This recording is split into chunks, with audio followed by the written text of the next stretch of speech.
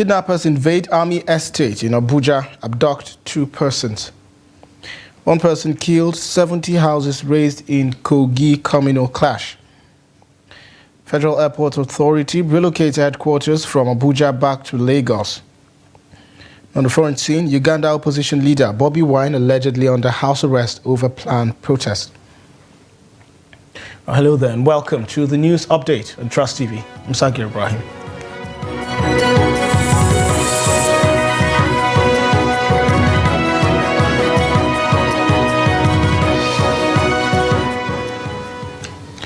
Thank you so much for joining us once again. Updates that we have states that kidnappers have struck the Nigerian Post Army estate in Abuja, abducting 2 individuals, including the wife and in-law of a barrister. Now, the incident unfolded around 10 p.m.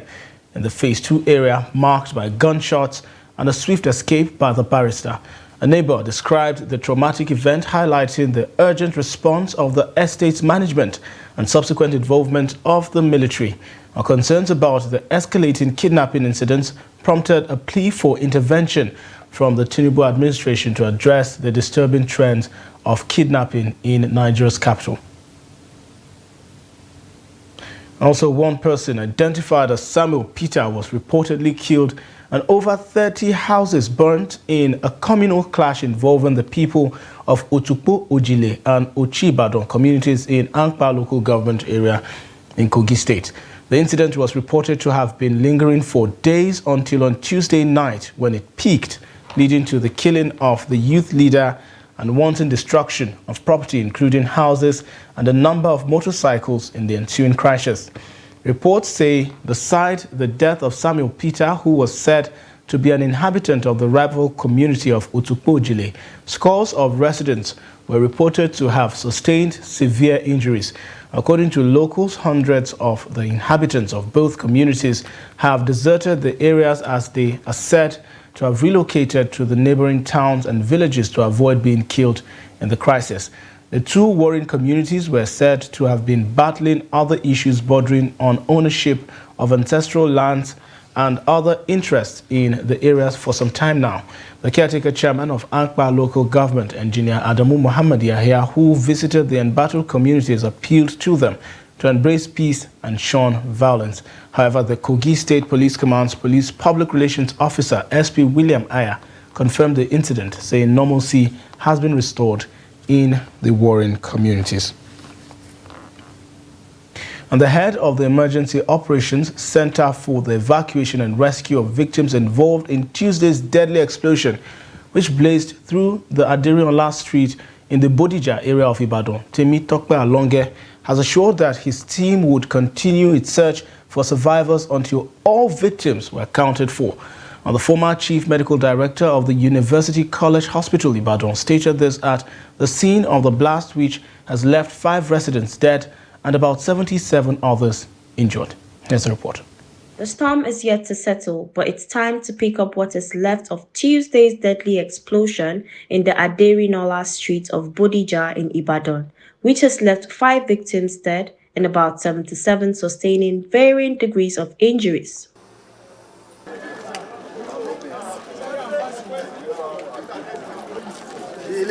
Earth-moving equipment have been deployed to the scene to clear the debris and perhaps rescue more victims. The operations emergency team is also on ground to ensure the smooth flow of evacuation. Head of the team and incident manager, Temitope Alonge, gives an update on the explosion. We have to look for them. So this exercise that we're engaged in with the forensic pathologist is going to take us days. It's not, a sprint. It's going to be a marathon because we want to piece each of the soil and find out if there's any survival. There's nothing as devastating for a family not knowing where the remains of their loved ones are. Residents who are fortunate to pick what is left of their property are heading to safer locations as the state government had ordered an evacuation due to safety concerns. Other members of the operations center say all hands are on deck towards ensuring that all victims are properly integrated back into the society. But those people that are badly affected that don't have anywhere to go had been asked to stay in hotels around Ibadan. And apart from their shelter, they are also providing food for them as a temporary measure. So they are there now with all those supports and even psychosocial support too for those that they need to be talked to psychologically, because this is devastating.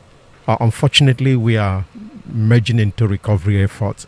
It doesn't look like we're going to recover or rescue anybody in the circumstance here, but miracles have happened, and we keep an open mind that we may still get some people, who may still be alive, but it's getting to a recovery effort, and that's why, as he rightly indicated, I am on the scene. The state governor, Seyi Makinde, who has been paying visits to the victims to encourage them, has assured that perpetrators of the act will definitely face justice. And the Zamfara State Governor, Dauda Lawal, has signed an executive order prohibiting traditional rulers from issuing consent letters for mining across the state. And the executive order was signed on Thursday at the Council Chambers, Government House, Gusau. A statement issued by the governor's spokesperson, Suleiman Bala Idris, disclosed that the order was signed to stop one of the worst trends in the fight against banditry. According to him, the order has banned all consent letters to individuals, companies or organizations for mining activities. In his remarks while signing the order, Governor Lawal reiterated that the decision was made due to the severe dangers posed by the rampant issuance of the consent letters. And the Nasarawa State Government has suspended mining activities also in Nasarawa local government area. The State Governor, Abdullahi Sule, gave the directive following the failure of 2 mining companies to resolve disputes among them. State Commissioner for Environment and Natural Resources, Yakubu Kwanta, who announced the suspension of mining activities in Endo village in Udege development area of Nasarawa local government, on the governor's behalf, said the suspension became necessary following the inability of 2 companies operating in the area to resolve the lingering dispute in the mining site. The commissioner said the situation has the propensity to degenerate into a breach of peace in the community. He said the state government is committed to welcoming investors in the state without compromising the peace and security of its citizens. He also assured that the mining activities would resume at the site when both parties reach an amicable settlement. As part of efforts to complement security agencies in the task of securing Nasarawa State, no fewer than 1,144 Fulani youth have volunteered to serve as nomadic vigilantes in the state. And the volunteer Fulani youth were inaugurated by the president of Miyetti Allah Kautal Hore, Bello Budejo, in Lafia. Abubakar Abdullahi sent in this report as presented from our studio. Inaugurating members of the nomadic vigilante group, National President of Miyetti Allah Kautal Hore, Bello Budejo, said the need to form the group has become imperative considering the increasing security challenges in the country. Budejo, who spoke through the National Secretary of the organization, Alassane Saleh, said the vigilantes are to complement the effort of security agencies in 13 local government areas of the state. He also promised that members of the group will assist in fishing out criminal elements and hand them over to security agencies for necessary action. This is a clarion call to unity in purpose. Let us forge alliance with relevant security agencies to fish out criminal elements among our communities and reduce the allegation on those who are treated unjustly for crimes not committed as a result of bad acts within us. Together, we shall foster dialogue, build bridges within our communities, and usher in an era of lasting peace and harmony. According to the president, other areas that the group will assist conventional security agencies include intelligence gathering and surveillance with a view to tackling kidnapping and banditry, among others. The State Commissioner of Police, Umar Nadada, commended the Fulani community for the initiative and advised them to work within the ambit of the law. They come at a time that is very apt, particularly the security challenges we are facing in the state. We have already intimated all our area commanders and DPOs to work with all the vigilante groups within their areas of jurisdiction with a view to reducing crime and criminality in their various domains. This set of nomadic vigilante will add value to our security architecture in the state. In attendance of the inauguration were representatives of Nigerian Army and other security agencies. The Nigerian Army has confiscated over 3 million liters of stolen crude oil at an illegal refinery operating in Rivers State. The stolen crude was confiscated on Thursday during a raid led by the General Officer Commanding 6th Division of the Nigerian Army, Major General Jamal Abdul Salam. The men of the Nigerian Army busted the illegal refinery site in Akwa Odiogwa in the Eche local government area of the state. Combing the area, the Army discovered various kinds of equipment used for illegal refining and arrested some artisans who aided the transportation of the illegally refined products. He warned those involved in the operation of illegal refineries to desist, repent, and venture into legitimate businesses. To other news now, the Supreme Court has rejected Ovieomo Agege's appeal to overturn Governor Sheriff Oberewori's election as Delta State Governor. On the dismissal, according to the court, is based on the appellant's inability to substantiate claims of overvoting and non-compliance with electoral laws. The summary judgment was expedited due to pending appeals from other states. The court is now poised to deliver judgment on other cases, including the Social Democratic Party versus People's Democratic Party and Labour Party versus PDP in Delta. Additionally, the court dismissed the SDP candidate's appeal against Governor Oberewori, deeming it lacking in merit and unanimous with no costs awarded. Also, the Supreme Court has dismissed the appeal filed by Mr. Ladi Adebutu of the People's Democratic Party challenging the election of Governor Dakwa Abiodun of Ogun State. Adebutu's appeal contends that the election of Governor Abiodun did not comply with the electoral laws and he did not score the lawful majority votes. He was therefore asking the court to void his victory. But on Friday, the Apex Court dismissed the appeal for lack of merit and affirmed Governor Abiodun's win in the election.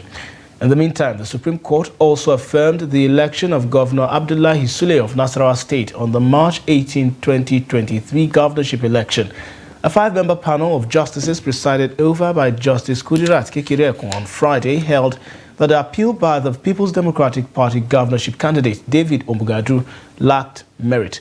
The Apex Court panel upheld the findings of the Court of Appeal in Abuja that the witness statements establishing PDP's victory were not front-loaded within 21 days stipulated by the law. And still the news update on Trust TV. Coming up shortly. Maiduguri residents lament as property owners increase cost of apartments. This and of course many more stories after the break. Stay with us.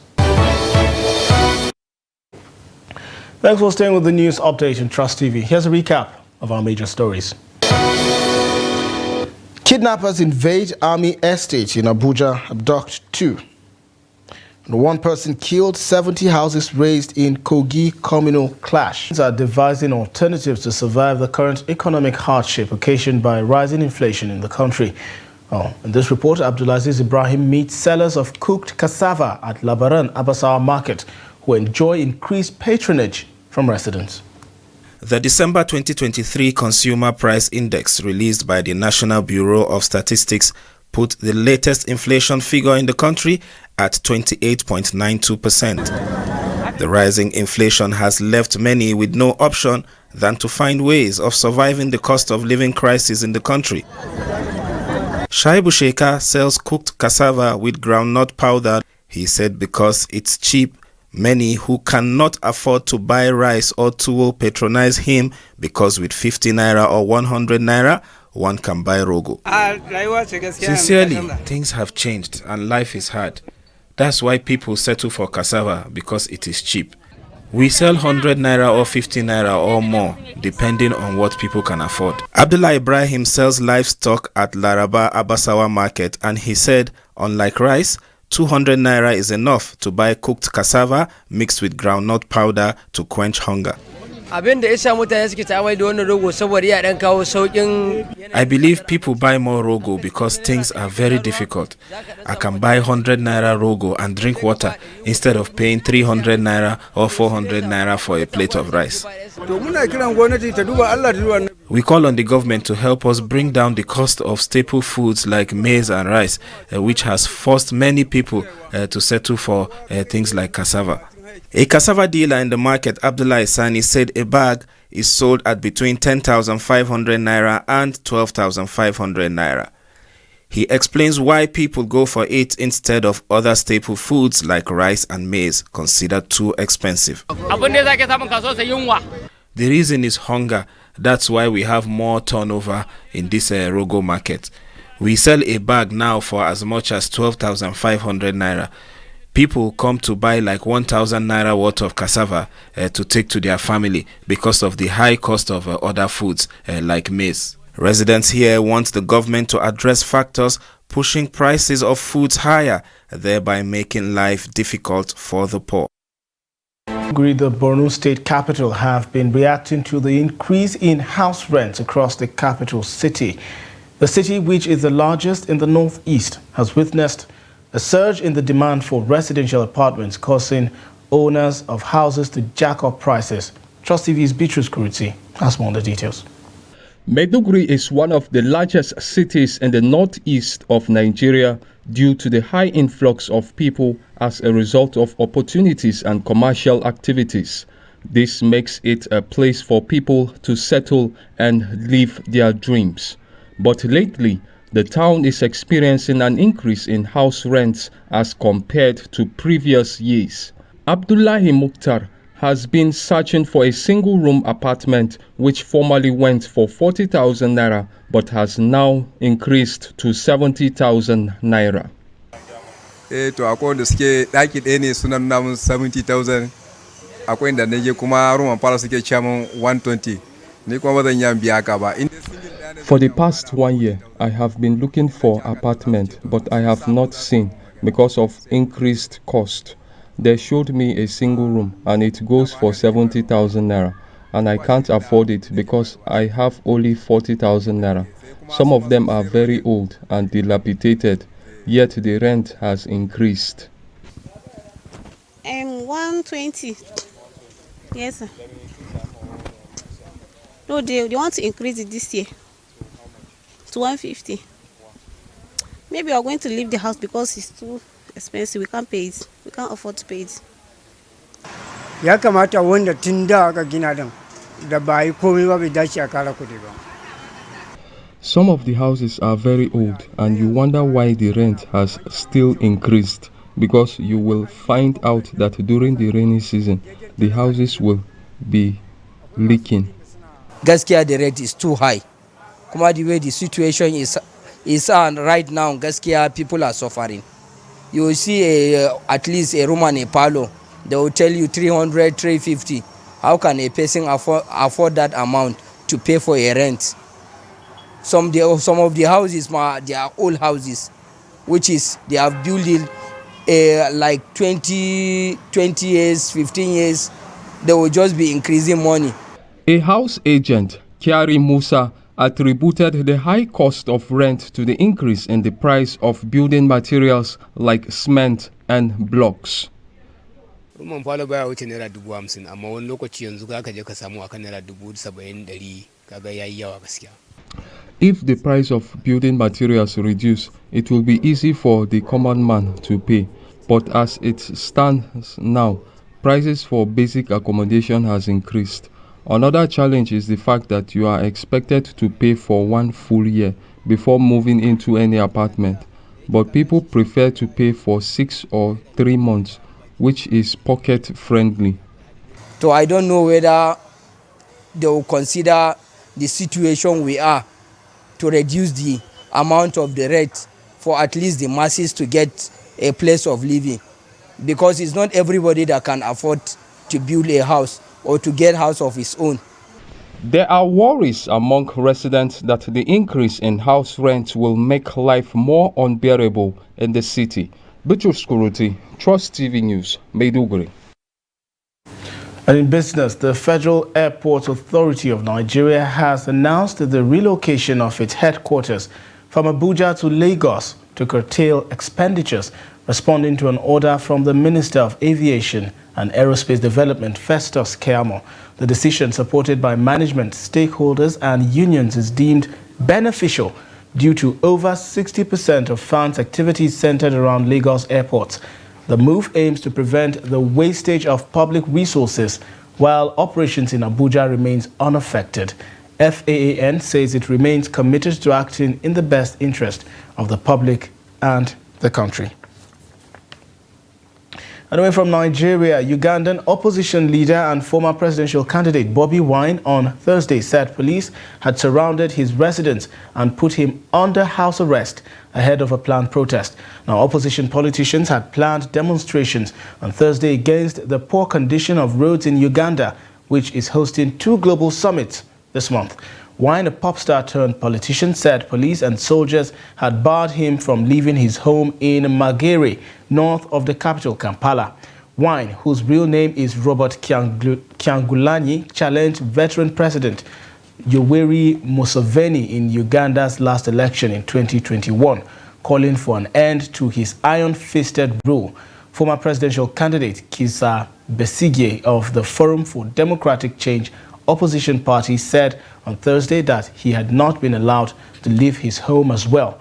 The opposition figures are urging Ugandans to proceed with the planned Thursday protest, demanding government action to address deteriorating road conditions.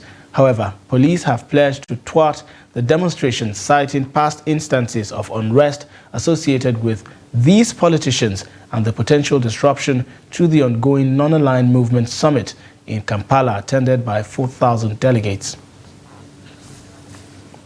And in sports, Group B giants Egypt and Ghana played a 2-2 draw in the second match day in the Africa Cup of Nations holding in Cote d'Ivoire.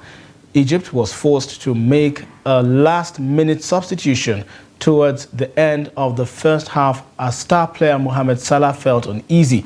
Ghana also opened the scoring with a long shot by midfielder Mohamed Kudus in the stoppage time of the first half. Egypt equalized through Omar Marmoush in the 69th minute, but Kudus quickly replied with a second goal for his team 2 minutes later.